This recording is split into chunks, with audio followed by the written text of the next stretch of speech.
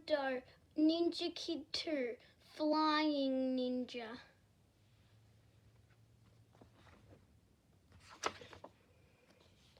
Chapter 1. My name is Nelson. Until recently, I was just a normal kid, maybe even a nerdy kid, and I was okay with that. But on my 10th birthday, everything changed when I found out that I was the last ninja on Earth. So now, I'm the Ninja Kid. Only problem is, I'm not that good at it. I still feel more like a nerd than a ninja. In fact, I could be the world's nerdiest ninja. Sometimes I accidentally wear my underpants back to front.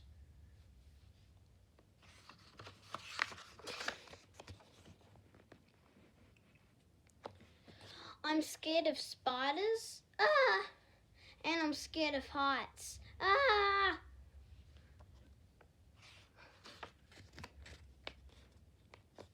Sometimes I daydream about being the handsomest ninja or the coolest ninja.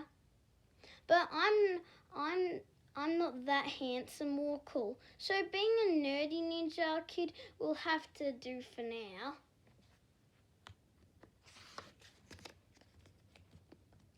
And using my brain has actually been working for me so far. Like last week when our town was overrun by spiders the size of dump trucks. Being handsome or cool wouldn't have helped much.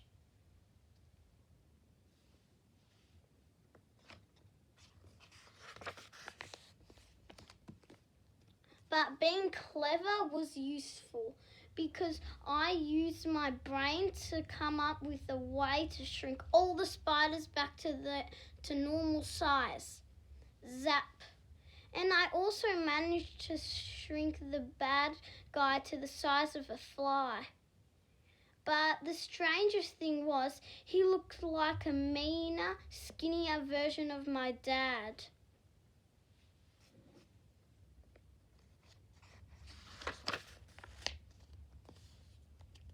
So this ninja thing is really exciting, but also a bit crazy at the same time.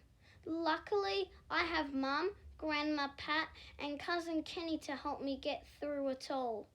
The four of us live on a junkyard in the town of Duck Creek. Mum works as a cleaner and my Grandma Pat runs the junkyard. But she's also an inventor. It's really cool that Kenny lives with us too, 'cause he's my best friend. Mum, Grandma, I said that morning when I sat down for breakfast, you know that guy in the chopper? Well, just before he flew away, I saw his face and he looked very familiar. Is he my dad? No, said Mum. He's not your father, said Grandma, but there is a reason he looks so much like your father.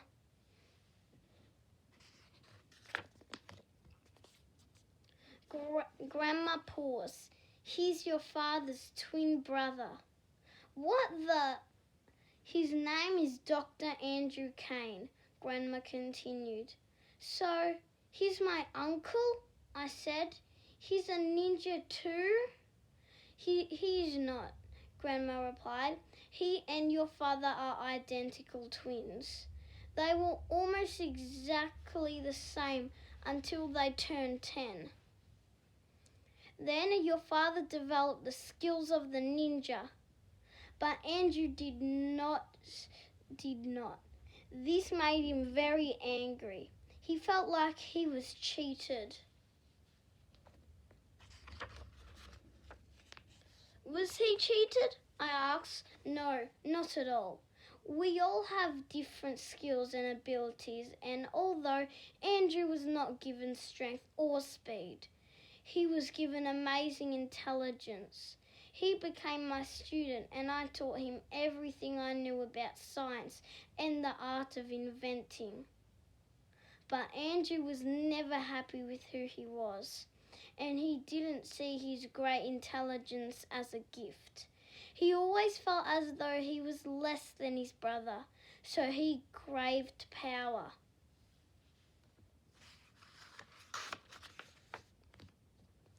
Then what happened, Grandma?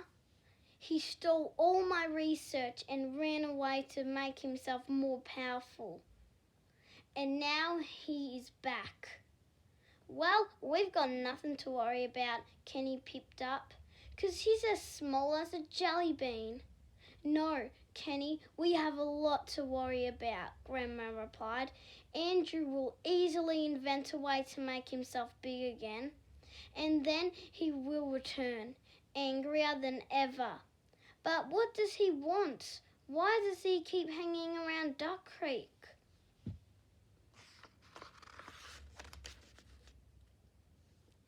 He wants power. He wants control. He has allowed his anger to change him, and he thinks the way to power is through the purple stones.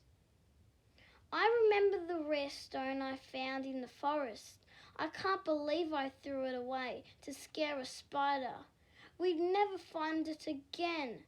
But how does a stone give someone power, Grandma? I asked. No one knows for sure, but people believe the stones give the beard to the power to control the thoughts of others, Grandma replied. That's why he's come back to Duck Creek after all this time, said Mum. He thinks the stones are around here and he wants to find them. How do we stop him? I asked. We need to be prepared, Grandma said. Let's go, boys. We've got some training to do.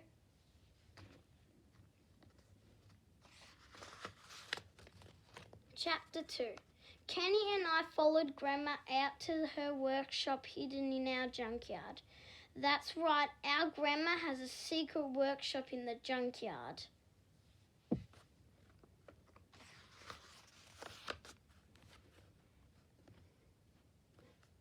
I reckon if you made a list of coolest grandmas, ours would be number 1. List of coolest grandmas. 3. Grandma who play heavy metal guitar. 2. Grandma who ride awesome motorcycles. 1. Grandmas with a secret ninja workshop. When we entered the workshop, Grandma pressed a button and a secret cupboard opened up in the wall. What the? It was full of super awesome inventions we'd never seen before.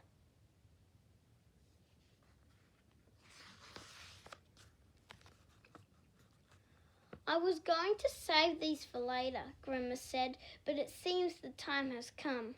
Grandma reached into the cupboard and pulled out the chunkiest backpack I had ever seen.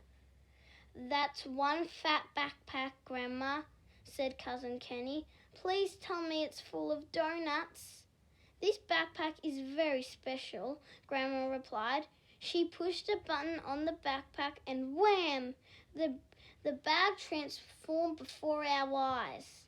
Wham! Solar panels sprung out of the top. A handlebar came out of the side and twin engines popped out of the back. Why would anyone want a backpack with a handlebar? Kenny asked. Because it's not a backpack, Kenny. It's a jetpack, said Grandma. A solar-powered jetpack, I said. Awesome. Come on, boys. I'll show you how it works.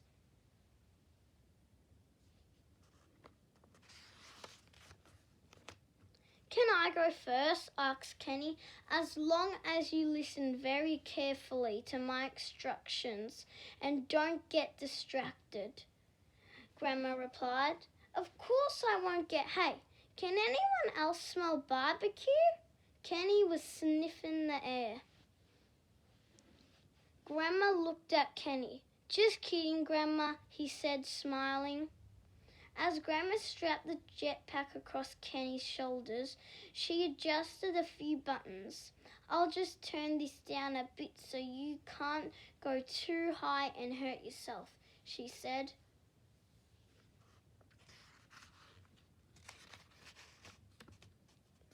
See this throttle? Push it forward to take off and I'll accelerate.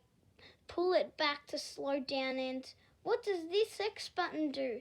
Kenny interrupted, pressing the X button. Kenny screamed as he lifted off the ground and started spinning around. Ah! The X button is to spin, Grandma yelled. Pull back on the throttle to come back down, Kenny.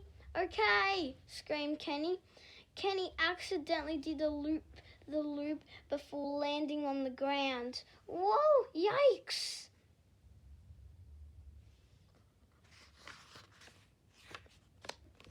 You all right, Kenny? I asked. Yeah, I think I've mastered it, he said. Why don't you have a go, Nelson? I don't know, I muttered. I wasn't feeling good about this because I really don't like heights. Maybe Kenny can be the jetpack guy, I said to Gemra. Anyone can do spins like that, isn't natural. No thanks, said Kenny. He pulled out a muesli bar and started munching away. You boys are letting your fear take over, Grandma said. Clear your mind, listen to my guidance and give it a try. If there's one thing I was good at, it was giving things a try. It took a deep breath, then nodded. Grandma strapped the jetpack onto my back.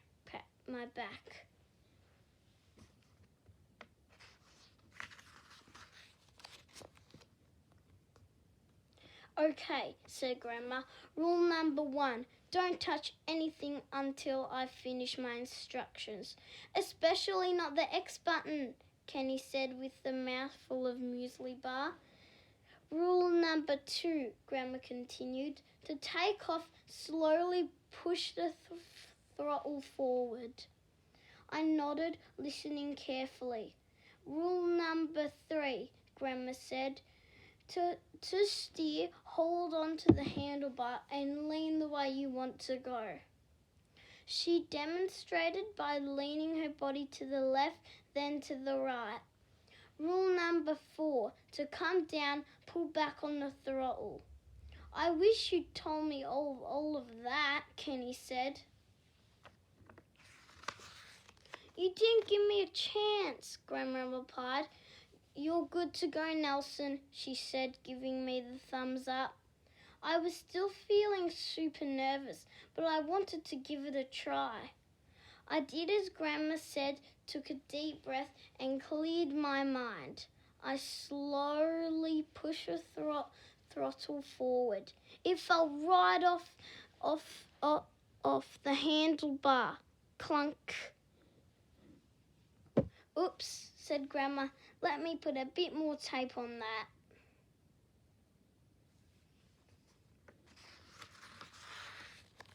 Okay, try one more time, said Grandma.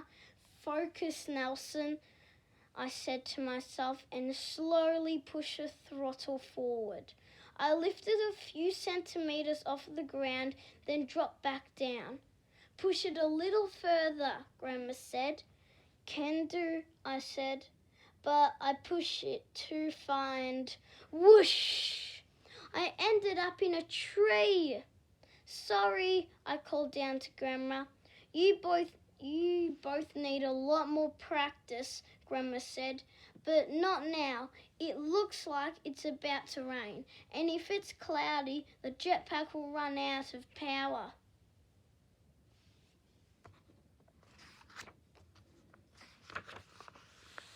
Just then, Mum appeared from our house. It's time for the dentist. I was concentrating so hard on the jetpack lesson that I totally forgot I had a dentist appointment before school. No! Can I please stay up here instead?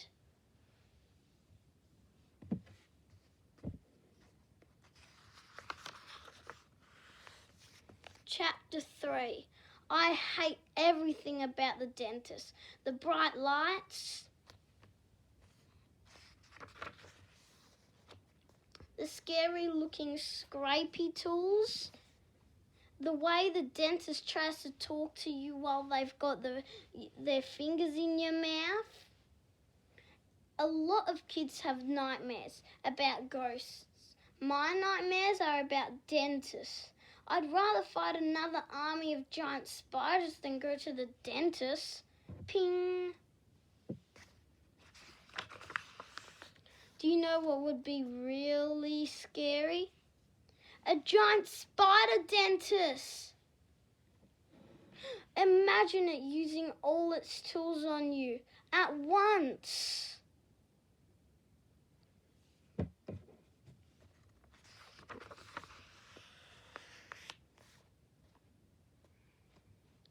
Even though we were already sitting in the waiting room, I tried one last time to get out of my appointment. Mum, I'm a ninja. I don't need to go to the dentist anymore. Ninjas need healthy teeth too, Nelson, Mum replied. I whispered to Kenny, I wish we had brought the jetpack so we could escape. Why would we want to escape? Kenny asked. Going to the dentist is the best. Kenny loved the dentist. He was so weird.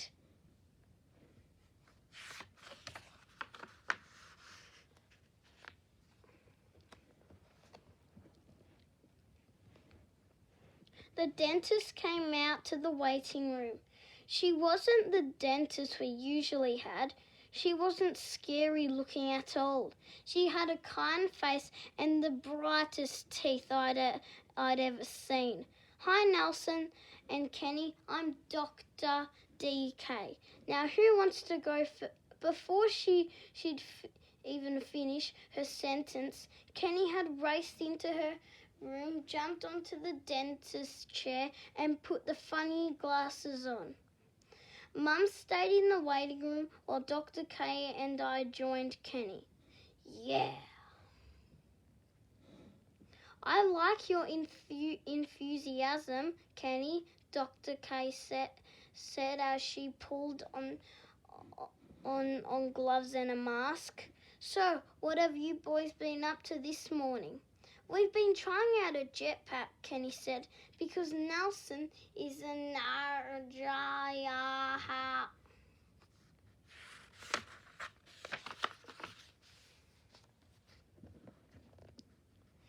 It's lucky Dr. K put her fingers in Kenny's mouth when she did, because he was about to tell her I was a ninja. Kenny is hopeless with secrets. He gets overexcited and forgets they are called secrets for a reason. Dr. K seemed really nice, but while she was checking Kenny's teeth, I started to get this strange feeling something bad was about to happen. Thunder rumbled outside and I could hear rain pattering on the roof. Then, suddenly, I saw something seriously nuts. What the dentist's drill had jumped off the bench and was doing backflips in the air. What is going on with that crazy drill? I shouted to Kenny and Dr. K. But just as soon as it started, the drill dropped back to the bench. When they turned around, everything looked normal. What's so crazy about it? Kenny asked. It was doing flips and dancing in the air, I exclaimed. Kenny and Dr. K looked at me like I was completely bonkers. I've heard all sorts of excuses to get out of the dentist appointment, Dr. K said, but a dancing drill? That's the best. She looked at Kenny. You're all done, Kenny. Your turn, Nelson. I couldn't believe Kenny and Dr. K hadn't seen the dancing drill. Was I losing my mind? I moved slowly over to the dentist's chair and put the funny glasses on. Open wide, Dr. K said. I opened my mouth.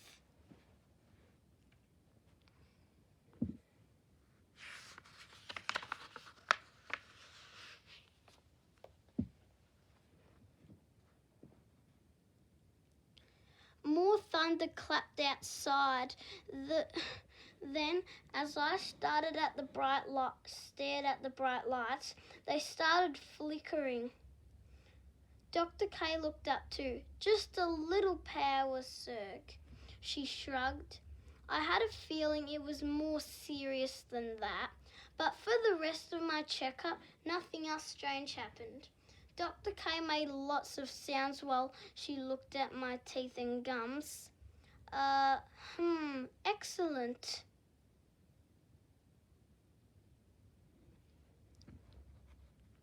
If my teeth were a movie, I reckon she would have given them 5 stars. All done, Nelson, Dr. K said. I couldn't believe my appointment had gone so quickly, and it hadn't hurt at all.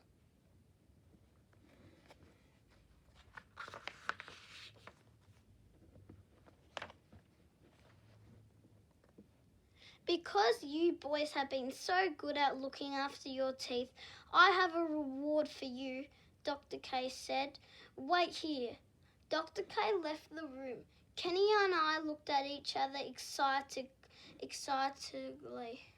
Maybe she's getting us a lollipop, Kenny said. The rain on the roof got louder. Then all of the tools in the room started going nuts. Flick, flick, clunk, zing, zap, zap, ping.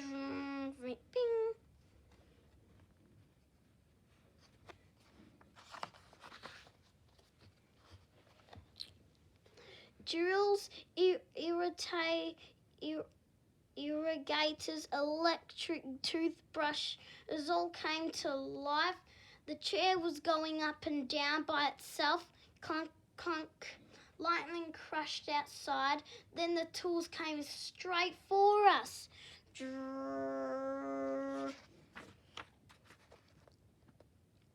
I used my ninja skills to fend them away. I kicked out a few angry drills, while Kenny used the hand mirror as a shield. Thunk, zing, zap, whoosh, uh-oh. But there were way too many of them. The suction machine was about to go up Kenny's nose. Eek!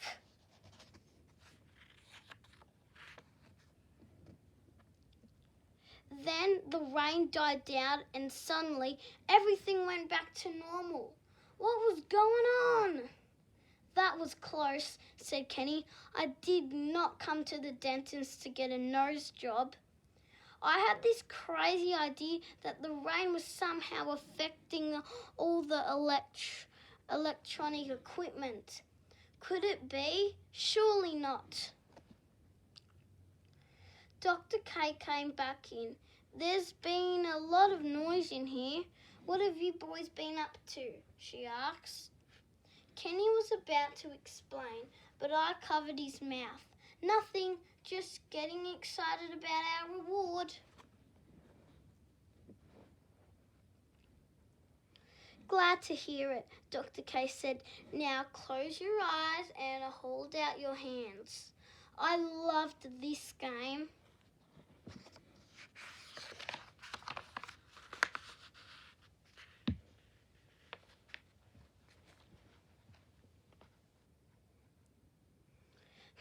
It definitely didn't feel like a lollipop. I opened my eyes. Dr. K had given us each a packet of dental floss. I was a little disappointed, but Kenny was pumped. Thanks, Dr. K. Best reward ever. Wow.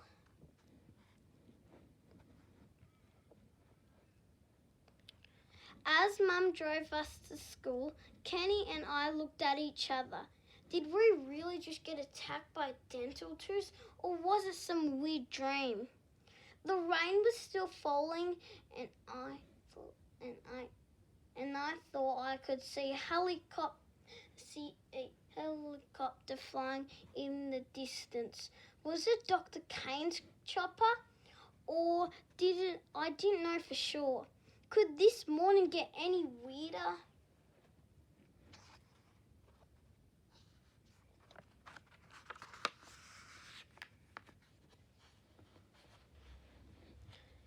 Then as we were driving, I noticed all of the traffic lights were flashing, and I saw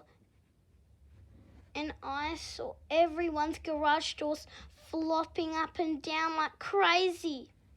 There was definitely something strange going on in Duck Creek today, and I couldn't help thinking that Dr. Kane was probably behind it. Huh?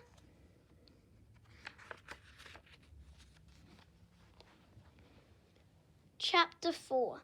By the time Mum dropped us at school, it was pouring with rain.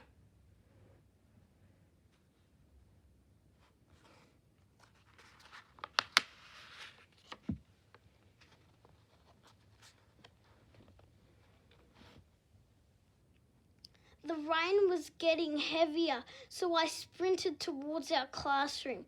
But Kenny just kept walking as if it were a normal sunny day. "What are you doing?" I yelled out to him. "I read somewhere that you get less wet if you walk through a storm," Kenny said. He was drenched. "And how's that working out for you?" I asked. "Not so good. Run!" Kenny and I sprinted through the rain. Huge puddles were forming all around us.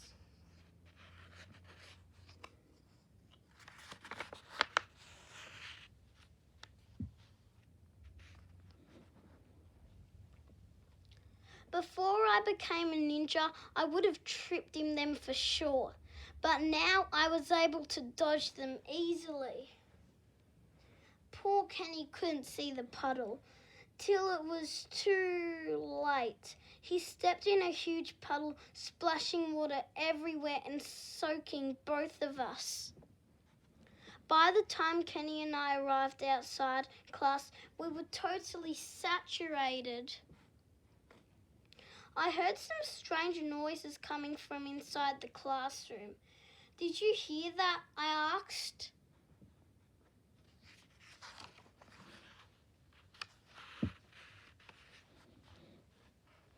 Kenny pushed open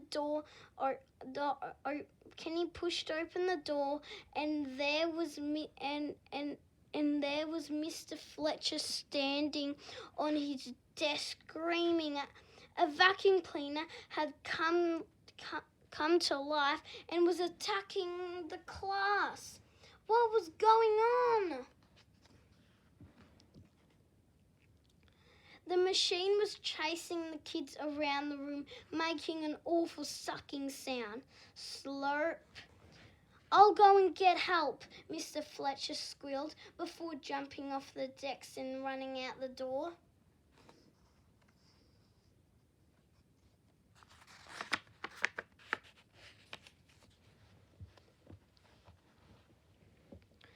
Charles Brock, the class bully, followed closely behind. "Out of my way, you bunch of lowlifes!" But the vacuum cleaner blocked his path, so he turned and pushed his way back into the crowd. "Let me back in, you losers!" Charles Brock wasn't the only kid completely freaking out. Kenny was frozen with fear too. He hated vacuum cleaners as much as I hated going to the dentist. This was Kenny's worst nightmare. "I hate vacuum cleaners," said Kenny. "They suck."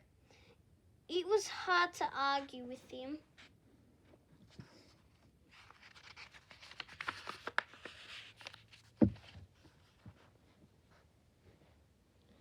"If we turn the vacuum off at the power point, that might shut it down," I said to Kenny.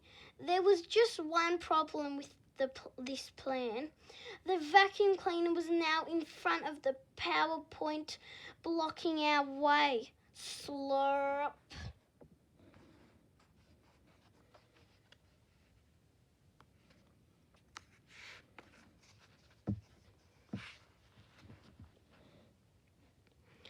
You go left, I'll go right, I said to Kenny. Kenny shook his head. Okay, you go right, I'll go left, I suggested. Kenny shook his head again. I realised Kenny was too scared to move at all. No worries, Kenny. Plan B. I'll turn the thing off. You be my lookout. Kenny nodded and gave me a thumbs up. A huge bolt of lightning struck outside, which seemed to make the vacuum even angrier. It reached towards the ceiling and then started chasing Sarah around the classroom.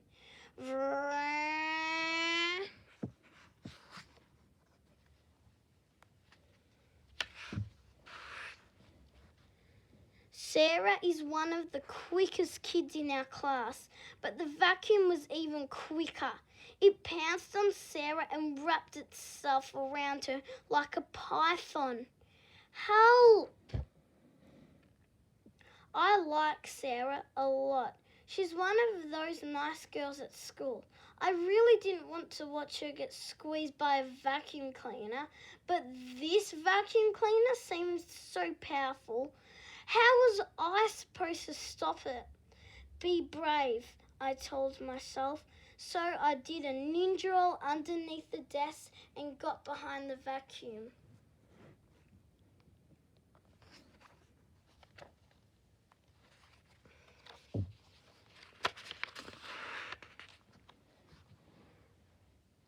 Rock and roll, Nelson, Kenny shouted. Luckily, the vacuum cleaner hadn't noticed me. Sarah hadn't seen me either. I tried to pull the vacuum off Sarah, but it was seriously heavy. I couldn't budge it. The vacuum was squeezing Sarah tighter. I had to find another way to free her, and fast. I couldn't reach the PowerPoint, but I thought if I could block the end of the vacuum, it might lose some of its power. I looked around for something that could do the job. Bingo! Blackboard duster.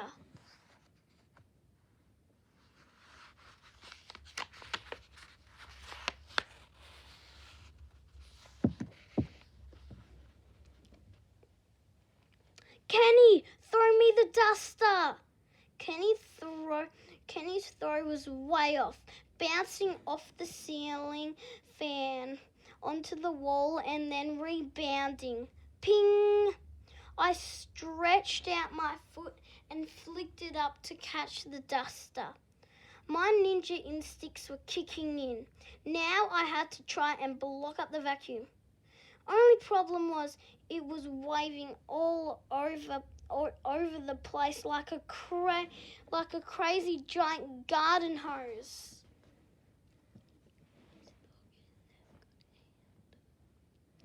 I rolled closer to the vacuum cleaner. Just as it whipped past me, I threw the duster. Fling! Got it! The duster jammed into the end of the vacuum. The awful sucking sound changed to a high-pitched whine. The hose loosened its grip and Sarah burst free.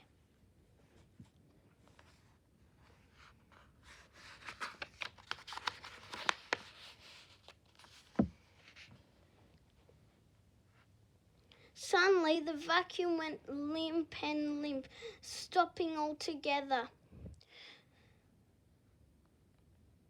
The room was quiet. Everyone looked over. Charles Brock was standing next to the PowerPoint with the plug in his hand. You saved me, Charles. Thank you, Sarah said. What the? Sarah thought Charles was the reason the vacuum had let her go.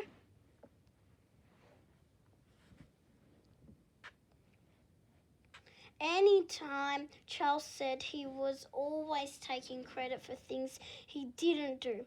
What about Nelson? Cried Kenny. Nelson's useless. Look at him. First sign of danger, he hides under the table, said Charles. Truth was, I didn't look like a hero at all. I looked like a fool sprawled out on the floor.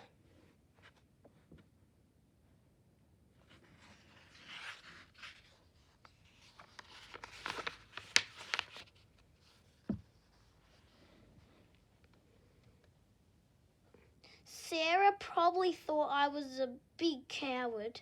Maybe one day she'll learn the truth. But for now, I just have to let it go.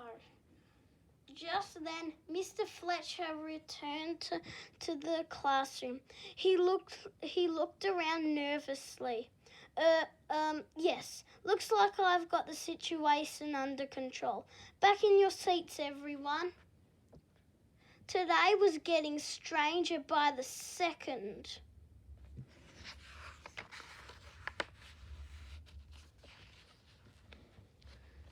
Chapter 5. When we got home after school, Mum and Grandma said they'd had really weird days too. While Mum was at work cleaning the local gym, the exercise bikes and treadmills went nuts and all the people on them were thrown across the room.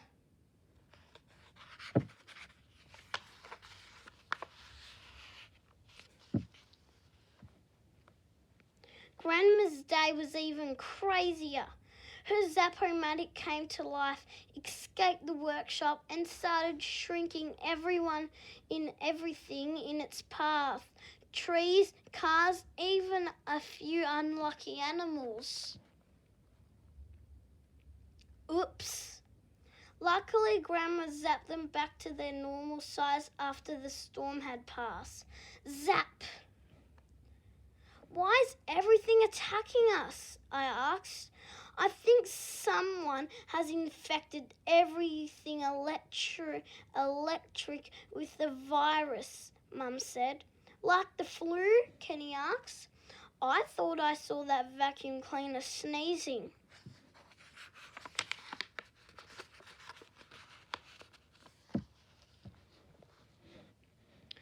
It's sort of like a flu, Grandma replied. I have been studying this closely for a while now. The virus rests inside machines until it rains. And then it makes them come to life. So that's why the dentist drill was going nuts, I said. It's getting worse with each storm, Mum said. If it continues, it won't be safe to stay in Duck Creek. Who would want machines taking over Duck Creek? Kenny asked.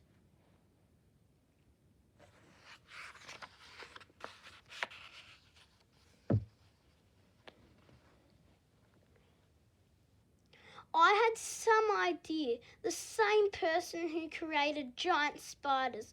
Dr. Kane. Grandma nodded. But why is he doing all this? I asked. I think he's trying to get rid of all of the people in town so he can look for the purple stones, said Grandma. But a machine virus? There must be an easier way to get everyone out of town, I said. Sure there is, Kenny chimed in. 2-for-1 cheeseburgers at Harry's Burgers across the river. That will clear this town in minutes. So anyway, how can we cure this machine virus? I asked. I'm working on a code that will shut down the virus, Grandma said. But there are thousands of electronic devices in this town, I said. How will you fix them all? I've developed a way to shrink the code and turn it into e-dust so it can be sprinkled into the clouds.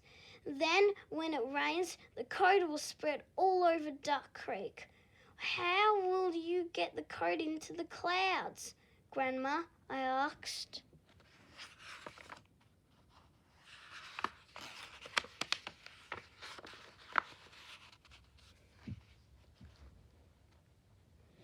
I won't, Grandma said.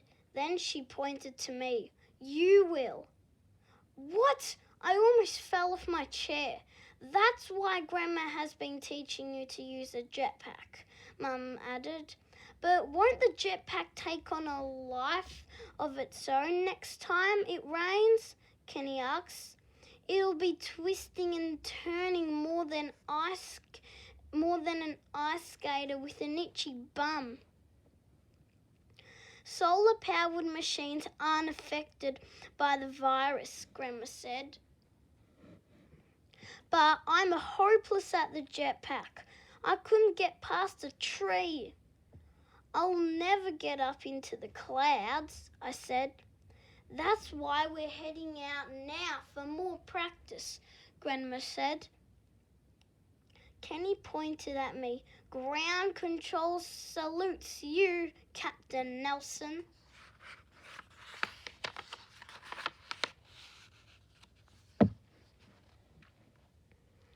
As we walked outside, I very much doubted whether I could actually do this. Nelson, I really need you to focus. This time, Grandma said. She was already attaching the jetpack to my back. Want a grape to calm your nerves? Kenny asked, holding out a bunch. No thanks, Kenny, I said. Food always makes me feel better, Kenny said. That was true. Whether Kenny was happy, sad, angry or nervous, food always made him feel better. Unless it was carrots. Kenny hated carrots.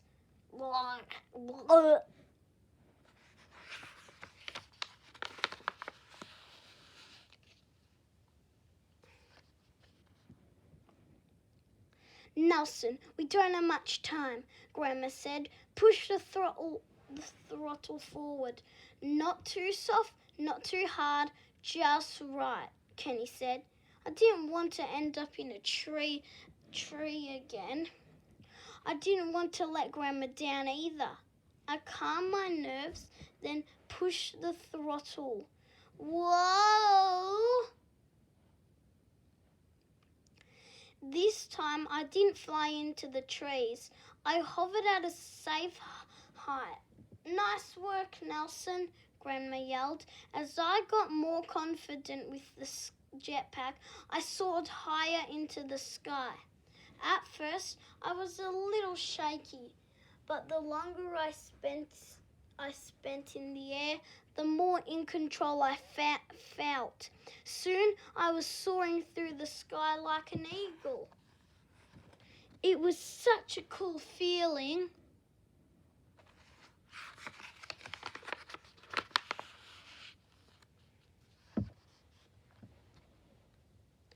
I looked down at Kenny and Grandma on the ground. They looked like ants.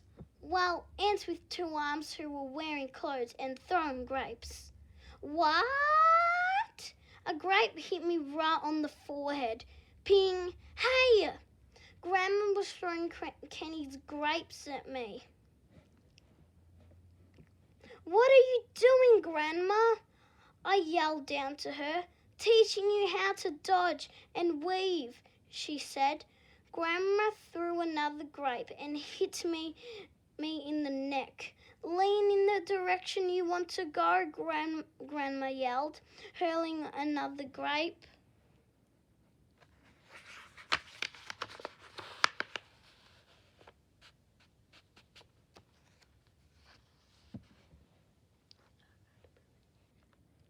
Then another. Oi, Kenny said, don't waste them. But there was no stopping Grandma. Her throws were so quick and accurate. Maybe she used to be a baseball pitcher. Almost every grape that Grandma threw hit me. But then, little by little, I got better at weaving. Soon, Grandma couldn't hit me no matter how hard she tried. Whoosh! None of the grapes ended up on the ground, though, because Kenny was running around under me, catching them all in his mouth. This ninja is a grape at dodging. Get it? Kenny yelled out, through a mouthful of grapes. Watch out! Grandma called out to me. I looked up and saw that I was just about to fly into a telephone tower.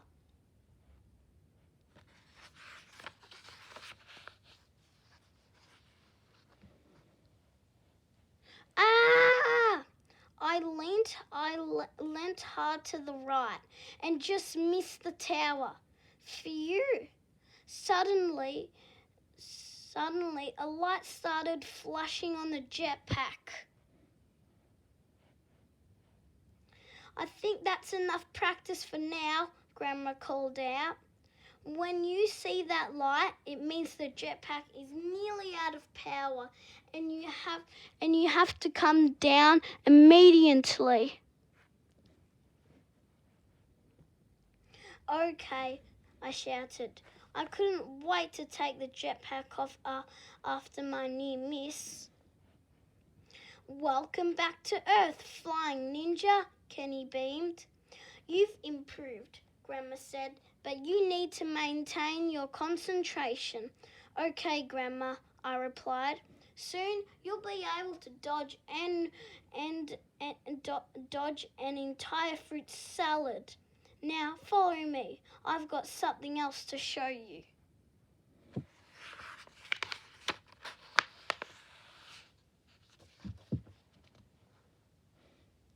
When we got back to the workshop, Grandma wheeled out the bike she had invented for me. It's almost exactly like a normal bike, except it runs on bananas. No offense, Grandma, but we've seen that bike before, Kenny said. You have, Grandma agreed, but not with a turbo-powered engine. She revved the banana bike and it roared like a lion. Whoa! Kenny and I said together, and it only needs a few extra bananas to run. Grandma grinned.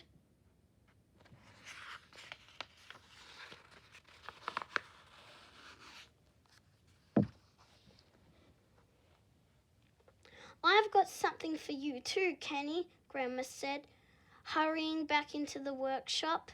When she came out again, she was holding Kenny's skateboard.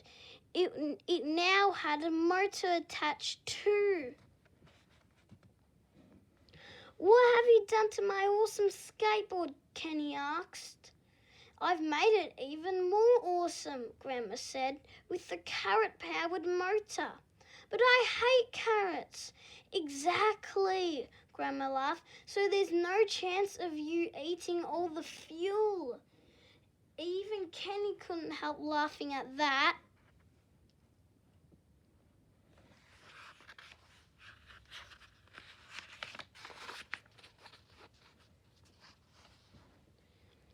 Kenny tried out his carrot-powdered skateboard. It was lightning quick, and when Kenny got higher, he got serious air. Yah-woo! I love it, Grandma, Kenny shouted. Glad to hear it, Grandma replied. But that's enough training for today. You boys need to rest before your zoo excursion in the morning. Zoo-hoo! Kenny yelled. Only one more sleep, I said. I'm going to bed now, Kenny said, so tomorrow comes quicker. Good night.